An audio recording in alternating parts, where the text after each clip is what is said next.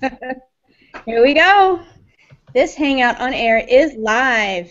Welcome, everybody, to Politics After Dark on Liberty.me. I am your host, Rachel Mills, and I have with me three fabulous guest hosts / panelists. And let's see, who have we got? We have the lovely Amy Howard. She is a liberty-loving freelance writer. She is mostly known for creating RaleighSpecialsTonight.com, so she knows her bars. And she also started a blog on Liberty.me called Civil Rights and Whiskey. She knows her alcohol and her politics. Seems to be a running theme, especially with libertarians. And next to her, we have Josh Cook, who is joining us for the first time tonight. Welcome, welcome, Josh. It's great to be here. Josh Thank you so much for inviting me. Oh, awesome. It's great to have you. He is a borderline anarchist and a hardline libertarian. He is also the host of the Beer and Politics podcast, which is brand new and very exciting.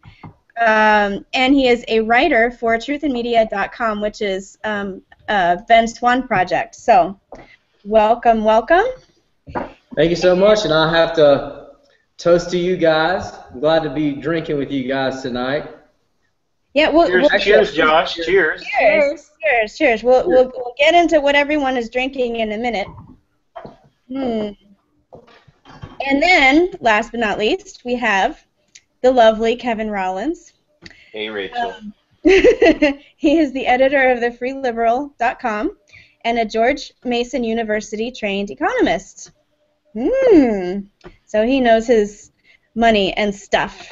That's George Mason quality, Rachel. Yeah, George Mason is the home of Walter E. Williams, who is awesome. So yeah, their economics department is fantastic. So honored to have you all here. Now, what is everybody drinking? Amy, you first. What are you drinking? I am drinking a red wine that is from Chile, and I can't pronounce it. I'm sorry. I was like looking at the bottle before we started, and I was like, I don't know. I got it at a really small wine shop, and I probably just like tasted it, was like, this is good, and just grabbed it off the shelf. But that's how you do it. Can we see the bottle? Maybe I want to see how. It's not within reach, I'm afraid. Oh dear. Well, we'll take your word for it. Yeah. Indecipherable red. Yes. Sounds delicious. Josh, what are you drinking? Well, I'm actually drinking a Hopium IPA from Foothills Brewery. And the reason why I chose this is I believe there's a Foothills near your area. Is that correct? Foothills? Well, I'm not the brewery enthusiast for around here. I'm a wine kind of girl. Foothills is actually not too far away. It is in Winston-Salem. And if I can Amy do a plug, yeah, my next podcast we will be reviewing 3 of the best summer IPAs. So check us out. Oh, cool. Oh, fantastic. Fantastic. Yeah, that's going to be a featured part of your podcast is reviewing craft beers, yes? Yeah, part of that, but we're going to have a wine segment as well. So, I mean, that's what's great about being in the liberty movement, being libertarians. You enjoy life. You know, that's what's really great about it. It's less government, more beer. Yes. More flame wars. Yes.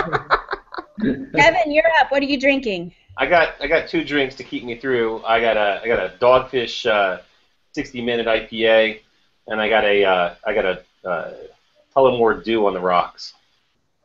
Huh, cool. And me, I am changing it up tonight. I am having a pink martini with a rabbit on it. Oh, I love that glass. I love the bunny. I don't know what it means, though. Wink.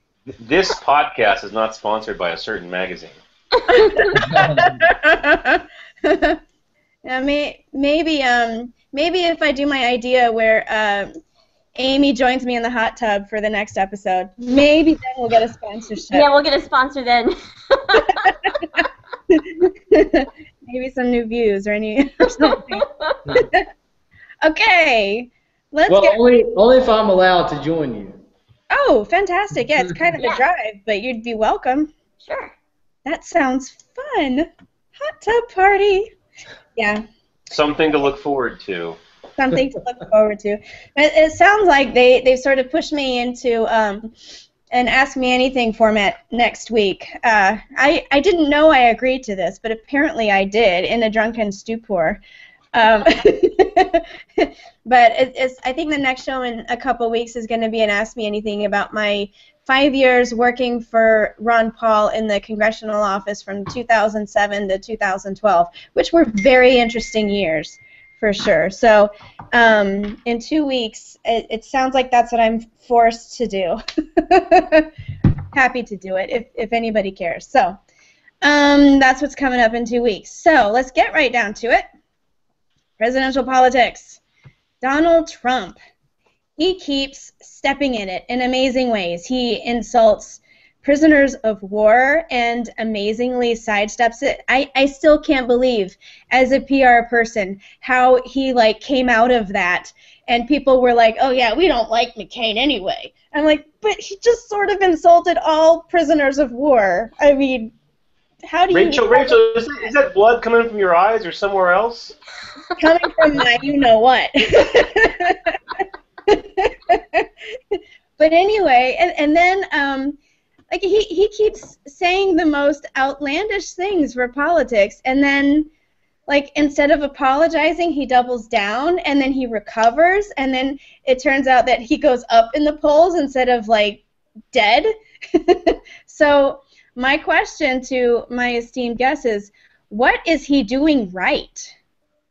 He's saying different things is really what he's doing right. I mean, it's when you hear the same things over and over and over again, you just, start to not pay attention and start to not hear anything really. And the other candidates are just kind of doing the same, saying the same lines over and over again, talking about the same topics over and over and over again. And here comes Trump saying something different. It wouldn't even matter what he was saying, just that he's saying it differently. And people are just paying attention because he's the loudest guy in the room right now. He's saying it stupidly. He's saying it stupidly, but and I mean, this is gonna come back and bite him in the ass later on. He's not gonna win. I mean, it's really just kind of silly, and I think people are just kind of laughing at him.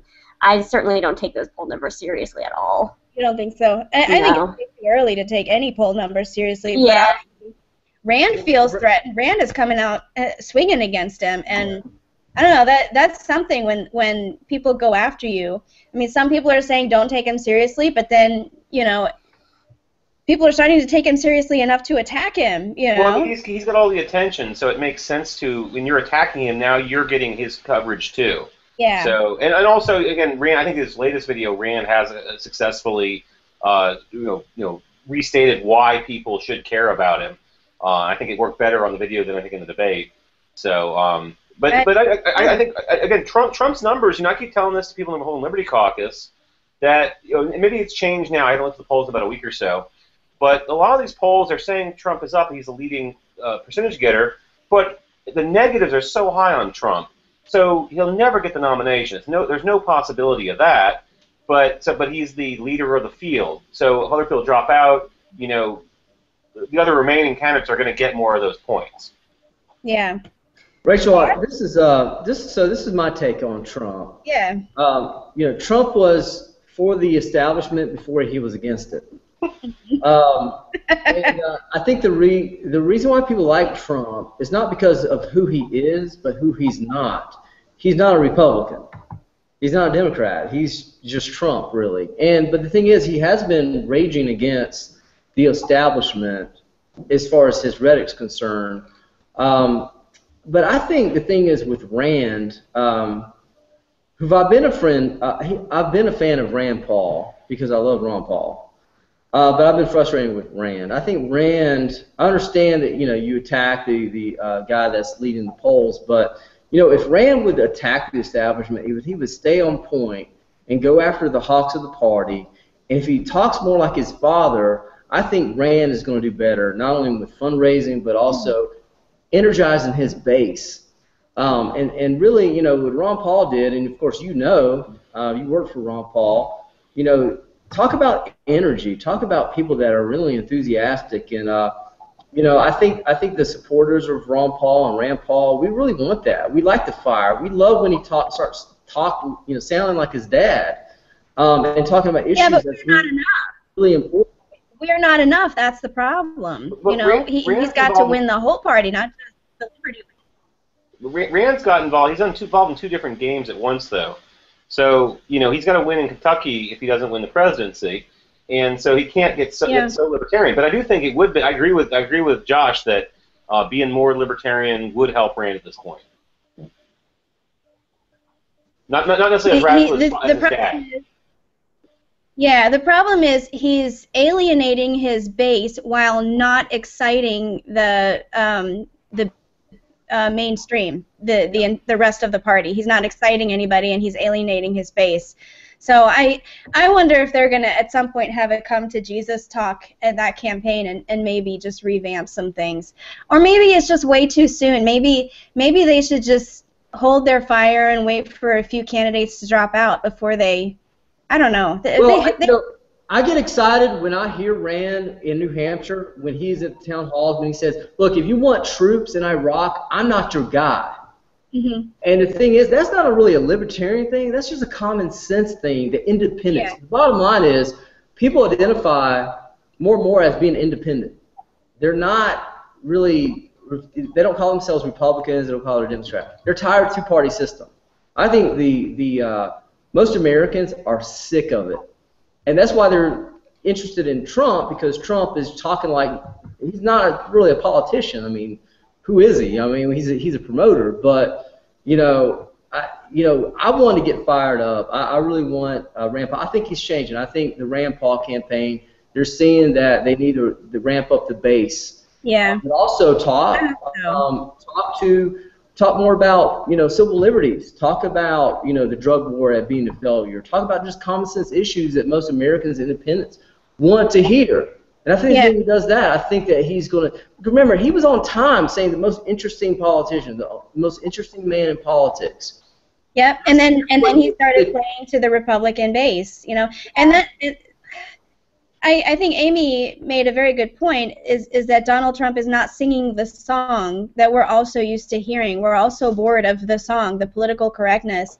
Here he does, he just smashes through it and doesn't apologize, and he's just a totally different type of personality. And when people demand he apologize, he doubles down. And I think if Rand could, get back to his roots and sort of use that kind of energy, maybe it would work for him. But Rachel, let's remember that professional wrestling is more popular than politics. Oh, by far. And that's what Donald Trump is, professional wrestling. That would be good. And I actually wanted to mention also that Nick Gillespie had an interesting piece in the Daily Beast comparing and contrasting Bernie Sanders and Donald Trump. He said something interesting. He said, one is a billionaire-hating socialist, and one is a socialist-hating billionaire, and yet they agree so much. and the fact that they agree on so much should scare everybody, and it's a very interesting article. I think Trump's the most close characterization you could say for his political perspective, if he actually has an ideology, is that he's a fascist. He believes that the big man makes the decisions and makes the deals, and that's the story. And I fire who I want to fire, and all the speculation about his connections to the mob, and I don't know if it's all true, but I don't think it's that far-fetched. I just really hate what he's done with eminent domain and property rights.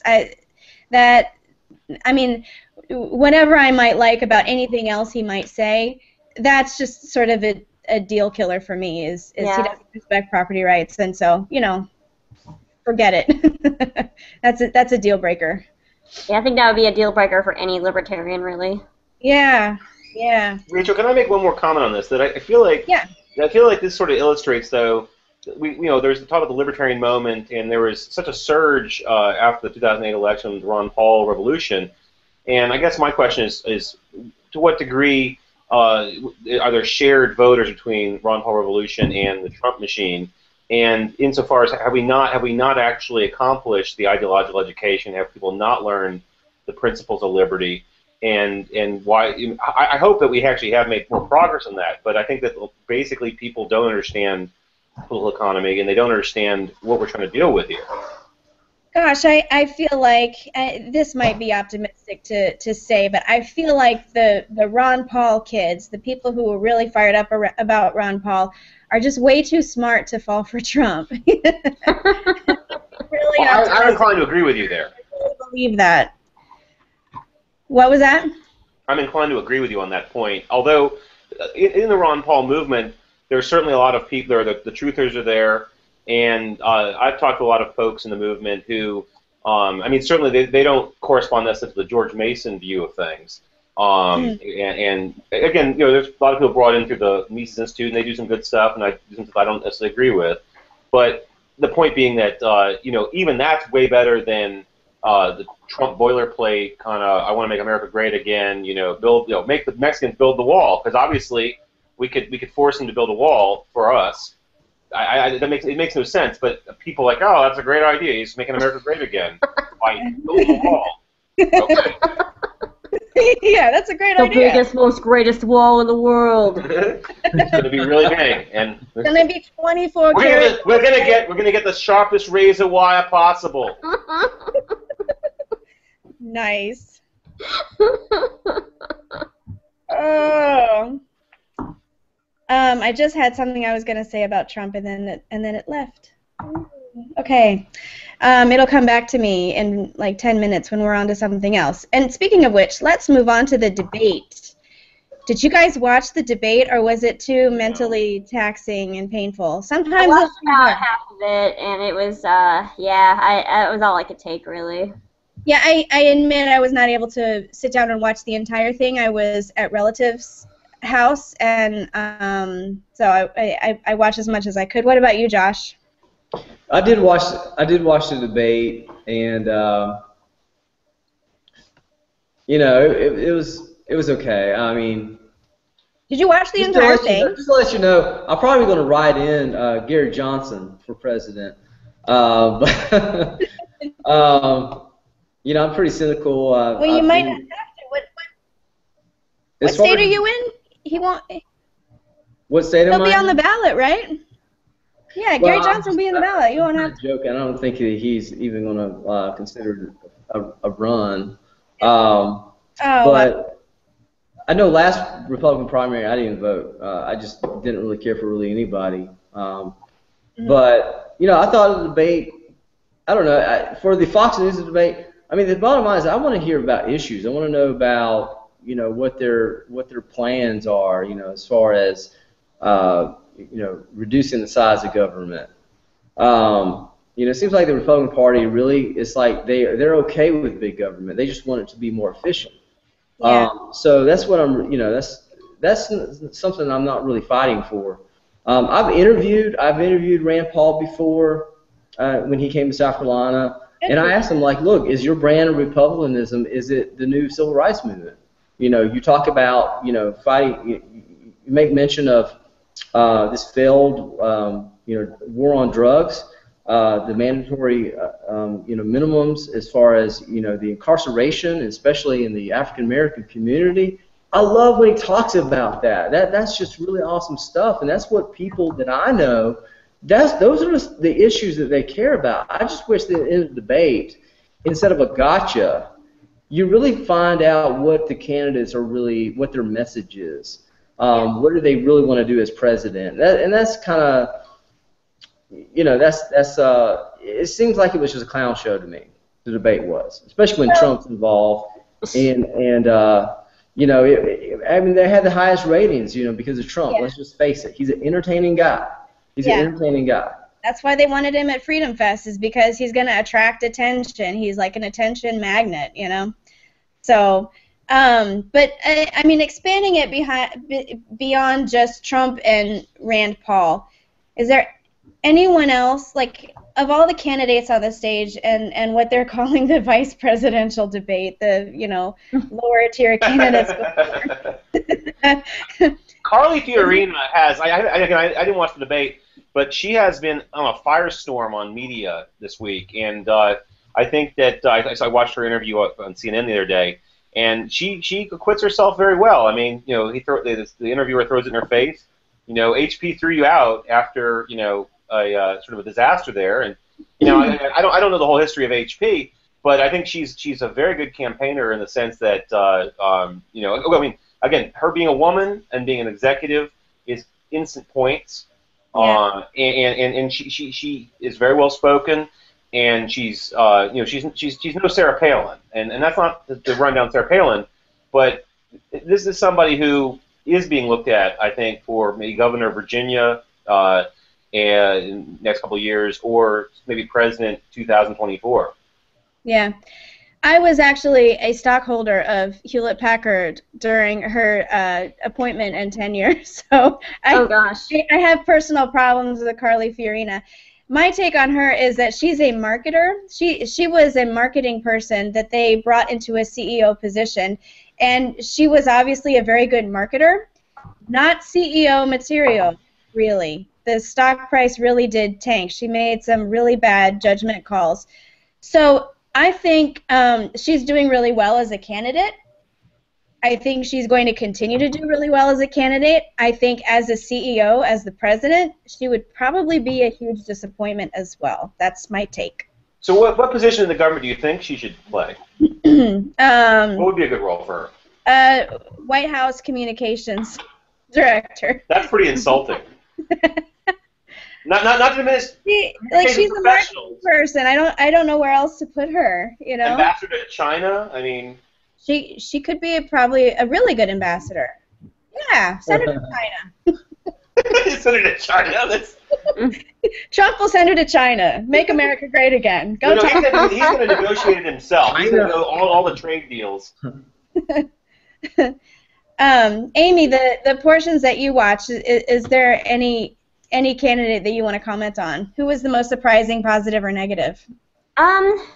Well, let's see. From what I watched, I saw Ben Carson address 2 questions, and I actually thought that he did pretty well, which was surprising because I hadn't really seen him, perform well in the past. But I feel like he had some good answers, and he brought up a good point about, we really need somebody with some intellect in the White House. Like, I don't know who that's going to be. I don't know if that is Ben Carson or what, but like, we really need some intelligence up in the White House. I read an interesting article in USA Today a few years ago about how politics has become such a dirty game that like decent people don't want to be a part of it anymore. So it's really hard to get good, intelligent people to run. Those people are they're holding positions at nonprofits and doing stuff like that. So people that would ordinarily be good for government positions are just not going for them. So when he spoke, it kind of reminded me of that article, and it is a very good point that people need to be discussing. I'm not a fan of Ben Carson. I think there is a real argument that having government experience, certainly having leadership experience, and again, being a neurosurgeon, that's awesome, but it's not the same thing as being a leader of an organization, certainly not the government. Not the most powerful organization, the forceful organization in the world. I was looking at his book the other day. It was shelved at the Books A Million down the street here in the theology/positive thought section. And and this was his political book. And it's a bunch of wishy-washy nonsense. And I don't see him as a serious intellectual. And I don't see him as a serious leader. I think he's a great spokesman for certain ideas, but I think he needs some Austrian economics literature in his mailbox. Well, everybody needs that, no doubt. So, really quick, rapid fire. Is there one candidate that stands out to you as like a Republican that would be worse than, say, a Bernie Sanders or a Hillary Clinton? Yes, that would be Lindsey Graham. Lindsey Graham. Good answer. What do you think, Amy? I think he's the most dangerous candidate, in my opinion. He's horrible. I can't say enough bad things about him. The most dangerous. I think he's an okay guy. I think he's just a neocon. He's total neocon. Like, you look up neocon in the dictionary, and there's a picture of Lindsey Graham. He would be a great president for Israel. Ambassador to Israel. No, not really. I wouldn't even put him there. Amy, what do you think? I think all of the candidates, Democrat and Republican, right now are pretty bad. So it's kind of hard to pick out one that's worse than than anybody else. But I think the most dangerous one is probably Trump. But I really don't think we need to worry about him. I think the problem with Trump is, again, it's just that he's warping. As much intention he's bringing, he's warping the conversation to be this Kardashian show, basically. Yeah. What did Donald say to Megyn Kelly yesterday? Ooh. It's such tabloid stuff. The media loves it, but I'll tell you who hates Trump the most is the DC political industrial complex. Like, he doesn't need the fundraisers. He's eschewed fundraising. He doesn't need all of these, strategists. Obviously, he doesn't listen to them anyway, and they fire themselves. You see Gary Johnson's advisor? I'm trying to remember his name right now. He's on my Facebook list. He and Trump disagreed, and he quit. He says. Is that Roger Stone? Roger Stone, yes. He's on all the media stations talking about how he loves Trump, but he had to go rogue to make the case of why Trump should be president, which I think is an amazing, hysterical political feat. But again, I love the media buys up the narrative that, like, oh, Roger Stone has this big disagreement with Trump, and here he is to tell us why Trump should be president. Charles Kennedy is asking, here we have about 2 minutes left. Charles Kennedy is asking about Rand Paul's debate performance. But just quickly, what grade would you give him? I don't feel like he was given a fair shake. He didn't really have a lot of good questions to kind of showcase his positions, at least from what I saw. He inserted himself, though. I mean, he put himself out there, even though, he didn't get a lot of stuff directed at him. He jumped in and attacked Trump right off the bat. That was pretty good. Yeah, that was pretty good. I'd probably give him like a B or a C. Okay. What do you think, Josh? I think Rand Paul should go after Hillary Clinton like he was doing instead of Trump. I agree. I think Trump he's not going to get a nomination. There's no way that the RNC would allow that. I love it when he was going after Hillary Clinton about her involvement, her connection to the Saudis. When you talk about a war on women, I mean, this country abused women in such terrible, horrific ways, yet they give Hillary Clinton money. I think that's the one to fight, Hillary Clinton, and shows some leadership. Definitely Hillary Clinton. I don't know. Maybe she's done for. I mean, these emails, this whole email scandal. These classified emails that's on her server. I mean, she may be done for. Who knows? Al Gore may be our next president. Maybe Rand Paul should attack Al Gore. Okay. Now. I don't know. But in that vein, Josh, I'd like to say that I think that I'd like to see more from Joe Biden. And I'd like to hear more from Gary Johnson, possibly running as a Republican. If he can get into one of those undercard debates, that would be pretty awesome. I would love to see that. Yeah, I think that would be very interesting. All right.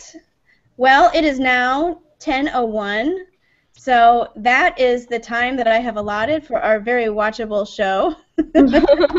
So, the new format that I want to stick with is short and sweet. So be respectful of your time and make it more watchable for the audience. So if you're watching either live or in the playback, let me know what you think about shorter is less, more. But anyway, thank you guys all for joining me, and we'll see you next time on Politics After Dark. Hey, Sarah. Thank you. I want to give you a shout out, Sarah.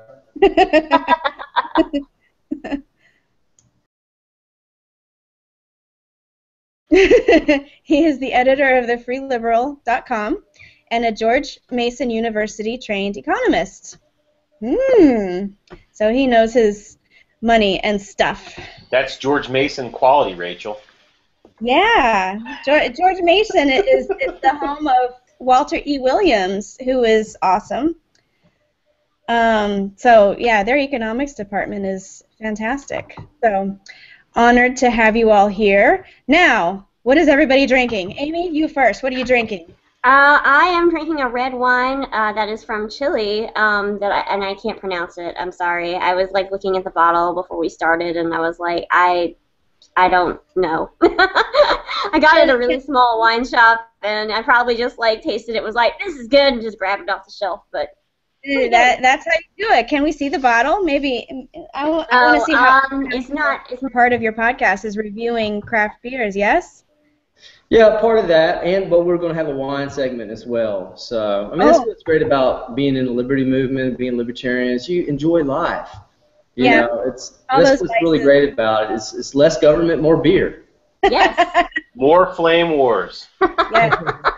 Kevin, you're up. What are you drinking? I got 2 drinks to keep me through. I got a Dogfish 60-minute IPA, and I got a Tullamore Dew on the rocks.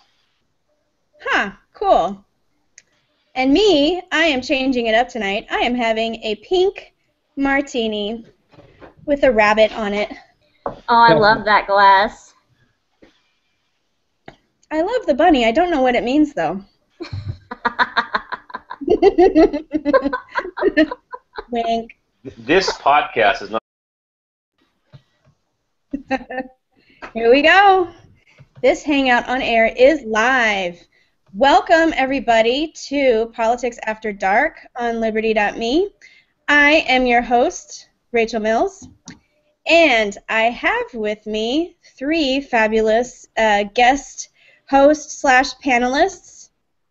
And let's see, who have we got? We have the lovely Amy Howard. She is a liberty-loving freelance writer. She is mostly known for creating RaleighSpecialsTonight.com, so she knows her bars. And she also started a blog on Liberty.me called Civil Rights and Whiskey. She knows her alcohol and her politics. Seems to be a running theme, especially with libertarians. And not within reach, I'm afraid. Oh dear. Well, we'll take your word for it. Yeah. Indecipherable red. Yes. Sounds delicious. Josh, what are you drinking? Well, I'm actually drinking a Hopium IPA from Foothills Brewery. And the reason why I chose this is I believe there's a Foothills near your area. Is that correct?